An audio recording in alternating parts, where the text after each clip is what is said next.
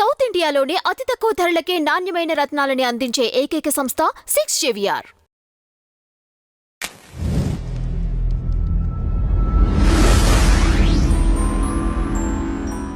Allu Arjun bail cancel చేయాలని supreme court వరకు వెళ్ళినట్టు తెలిసింది. అంటే బెయిల్ క్యాన్సిల్ అయ్యే అవకాశాలు ఉన్నాయా? మళ్ళీ అల్లు అర్జున్ అరెస్ట్ అయ్యే అవకాశం ఉందా? అంటే పోలీసులకి క్రెడిబిలిటీ పోతుంది అని తెలిస్తే ఆ క్రెడిబిలిటీ సంపాదించుకోవడానికి ఏమైనా చేస్తారు. ఇప్పుడు మన హేమ గారిది ఒక ఎగ్జాంపుల్. ఆవిడ ఉన్నారు అని వాళ్ళు చెప్తే నేను లేను అని ఈవిడ అనింది. నేను చెప్పాక నువ్వు లేనని ఎలా అంటావు అని చెప్పి వాళ్ళు పంతం పట్టుకొని ఆవిడని తీసుకెళ్ళి ఈవిడ ఉంది అని చూపించారు. అంటే మా క్రెడిబిలిటీ పోవద్దు అని మేము చెప్పాము ఆల్రెడీ. ఇక్కడ కూడా అంతే, ఆయనే చేశాడని మేము చెప్తున్నాం, ఆయన ఏమో నేను చేయట్లేదు అంటున్నాడు. క్రెడిబిలిటీ పోతుంది. కోర్టులో అంటే కోర్టులో జడ్జి అడిగిన ప్రశ్నలకి అక్కడ పబ్లిక్ ప్రాసిక్యూటర్ గారి దగ్గర సమాధానం లేదు, జీరో. ఆవిడ ఏమడిగింది, ఇదిగో వాళ్ళు అర్జీ పెట్టారు కదా, మీరు రిజెక్ట్ చేసినట్టు ఎక్కడుంది డాక్యుమెంట్? అది ఒకటే కాదు, ఇంకా కొన్ని ప్రశ్నలు అడిగారు.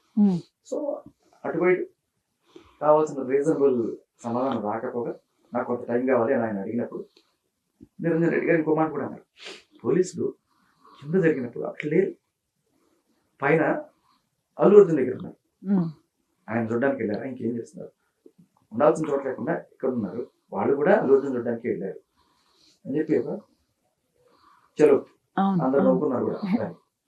సో చాలా అంటే అక్కడ అడిగినప్పుడు వాళ్ళ దగ్గర సమాధానాలు లేవు, అందుకనే ఆయనకి బెయిల్ ఈజీగా వచ్చేసింది.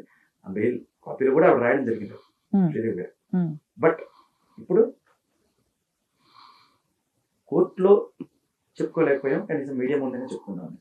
బెయిల్ రద్దు అయ్యే అవకాశం ఉందా లేదా? నువ్వు బెయిల్ రద్దు చేసినా కోర్టులో నిలవదు. వై? బికాజ్ అక్కడ ఇంకో విషయం చెప్పనా, మా మీద కూడా కేసులు పెట్టారు. కేసులు ఎవరి మీదన్నా పెట్టొచ్చమ్మా. పోలీస్ డ్యూటీ ఏంటి, ఎఫ్ఐఆర్ అయిందంటే అరెస్ట్ చేసి అక్కడ పెట్టాలి. జడ్జి చూసి అసలు ఏముంది దీంట్లో అని, అక్కడ ఏమీ ఉండదు, ఇక్కడ కూడా ఏమీ లేదు. ఈవెన్ అతను సుప్రీం కోర్టుకి వెళ్ళి అప్లై చేసుకోవాలి, చేశారు కదా. ఓకే, బేసికల్లీ మహా అయితే ఏమన్నా ఇప్పుడు మీరు గమనిస్తే ఈ జరిగిన తీరు తక్కువ ఆయన అరెస్ట్ చేయడం ఇంట్లోనే బెడ్రూమ్ లోకి వెళ్ళి, తర్వాత అక్కడి నుంచి ఆయన తీసుకెళ్ళి డిస్ట్రిక్ట్ కోర్టులో ప్రొడ్యూస్ చేయడం, అక్కడ ఇమీడియట్ గా ఆన్ ద స్పాట్ ఏమి అసలు లేకుండా 14 days రిమైండ్ అనేయడం, తర్వాత వీళ్ళు ఫోటో ఒకటి ఇమీడియట్లీ హైకోర్టులో అప్లై చేసుకోవడం, ఇది జరిగింది. బట్ ఇదంతా టక్ టక్ టక్కమని జరిగిపోయింది. పోలీసులు ఆయన తీసుకురావడం, ప్రొడ్యూస్ చేయడం, అంటే 14 days రిమైండ్ అయిపోయింది అక్కడ. మరి అదే కొంత ముందుకు వస్తే కోర్టులో జరిగినాయి కదా. ఏదేమన్నా మనకు కొన్నిసార్లు అనుకుంటారు జనాలు, కోర్టులు కూడా ఇన్ఫ్లుయెన్స్కి గురవుతున్నాయా గవర్నమెంట్. ఇప్పుడు నీ గవర్నమెంట్ ఉన్న నీ స్టేట్లోనే నువ్వు కోర్టుని ఇన్ఫ్లుయెన్స్ చేయలేకపోయావు అనుకున్నప్పుడు సుప్రీంకోర్టు ఢిల్లీ పరిధిలో ఉంది, అక్కడ కూడా నీకు ఫర్ గవర్నమెంట్ లేదు, ఏ రకమైన ఇన్ఫ్లుయెన్స్ చల్లవు. ఇక్కడ మహా అయితే ఏదైనా ఇన్ఫ్లుయెన్స్ ఉంటే ఇక్కడే జరుగుండేది. ఇక్కడ అదొకటి మనం గమనించాల్సిన గొప్ప విషయం. సో గవర్నమెంట్ కోర్టును కూడా ఇన్ఫ్లుయెన్స్ చేయలేదు, హైకోర్టుని. సో ఇక్కడ సుప్రీంకోర్టులో ఇప్పుడు జానీ మాస్టర్ కేసు ఆయన బెయిల్ కొట్టాలని చెప్పి సుప్రీంకోర్టుకి వెళ్ళారు, ఏమైంది, రిజెక్ట్ చేసి పంపించారు, బెయిల్ కరెక్టే అని చెప్పి. అలాగే మన హర్ష సైడ్ కూడా వెళ్ళాడు, ఏమైంది, అంతే. సో ప్రతిదానికి కూడా బెయిల్ క్యాన్సిల్ చేయండి సుప్రీంకోర్టుకి వెళ్తారు. బెయిల్ అనేది హక్కు అనేది ఒకటి ఉంది, ఒక లాలో ఒక సేయింగ్, ఒకసారి బెయిల్ వచ్చిన తర్వాత అంత ఈజీగా క్యాన్సిల్ చేయాలి. ఓకే, సో దాని గురించి పెద్ద కష్టం. బెయిల్ క్యాన్సిల్ ఎప్పుడు చేస్తారు అంటే, నువ్వు వెళ్ళి నిందితులను ప్రభావితం చేస్తున్నావని, అవతల వాళ్ళని బెదిరిస్తున్నావనో, లేదా నువ్వు అవుట్ ఆఫ్ పారిపోతావు, ఇక నాకు దొరకవు, ఇలాంటివి కొన్ని కారణాల చేత అవి చేయొచ్చు. ఇది సుమటో వాళ్ళ ఆయన పెట్టాడా కేసు, అని పెట్టిన ఆయన నేను తీసేసుకుంటా అంటున్నాడు. వీడియో వైరల్ పబ్లిక్ లో ఉంది. సో ఇప్పుడు పోలీసులు పెట్టారు కేసు అనుకుందాం, అది వేరు. బట్ ఈయన పెట్టాడంటే ఈయన తీసేసుకుంటా అనుకున్నప్పుడు, మొన్న ఆయన బెహ్రా మీద కేసు పెట్టారా, నెక్స్ట్ తీసేసుకున్నారు కదా వాపస్. సో ఈయన తీసేసుకుంటానంటే నువ్వు తీసుకోవడానికి లేదు, పెట్టాల్సిందే అని చెప్పి ఇక్కడ ప్రెషర్ పెట్టే అవకాశం ఎవరికి ఉంది? అంటే ఇప్పుడు కేసు ఎవరండి పెట్టింది అంటే పోలీసులు కదా. అతను యాక్చువల్ గా ఇతనేనా, మీ ఆవిడకి ఏదో అయింది కదా ఇక్కడ సంతకం పెట్టమంటే పెట్టాడు. అది కేసు అన్న విషయం కూడా ఆయనకు తెలియదంట. ఆయన అదే చెప్తున్నాడు, ఇట్లా ఉందని తెలిస్తే నేను రిటర్న్ తీసుకుంటాను బాబు, ఆయన దేవుడు అని ఆయన అంటున్నాడు.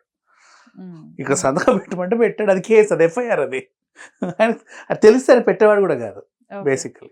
అంటే రేపు కోర్టులో అయినా అదే చెప్తాడు కదా అతను. కోర్టులో అయినా చెప్పకపోయినా ఆ వీడియో ఉంది కదా లాయర్ చూపించుకోవడానికి, పబ్లిక్ లోనే ఉంది. Right. He said to media. Okay. Then ఇప్పుడు ఈ హోల్ సినారియోలో అల్లు అర్జున్ కన్నా కూడా లేకపోతే గవర్నమెంట్ చేసిన దానికన్నా కూడా పొరపాటు అయితే జరిగింది. ఇప్పుడు వారి కుటుంబానికి ఆవిడ రేవతిని అయితే తిరిగి తీసుకురాలేము. శ్రీతేజ్ పరిస్థితి ఏంటి brain అనేది dead సరిగ్గా అయింది. తెలియట్లేదు. ఒకసారి అంటే బ్రెయిన్ డెడ్ అయిందని చెప్తున్నారు, కళ్ళు తెరిచి స్పందిస్తున్నాడు అని ఎవరిని చెప్పేసి గుర్తుపట్టట్లేదు నిన్న అన్న. వార్తలు చూశాను. ఇంకా అసలు పరిస్థితి అనేది చెప్పలేము. వారికి ఏ విధంగా న్యాయం చేస్తే బాగుంటుంది అంటారు? మా ఏదైనా యాక్సిడెంటల్ సిచ్యువేషన్ లాగే దీన్ని పరిగణించి, అసలు ఆ కుటుంబమే ఇట్స్ అన్ యాక్సిడెంట్ అని ఫీల్ అయిన తర్వాత మీరు దాన్ని ఇది యాక్సిడెంట్ కాదు ఇంకేదో అని వాళ్ళని డిస్టర్బ్ చేయొద్దు. అండ్ నేను 25 లక్షలు ఇద్దామనేసి అనుకున్నా, అది ఎక్కువ అని నేను అనుకున్నా. లేదు నాకు సరిపోతుంటే ఇంకా ఇవ్వడానికి కూడా రెడీగా ఉన్నారు వీళ్ళు.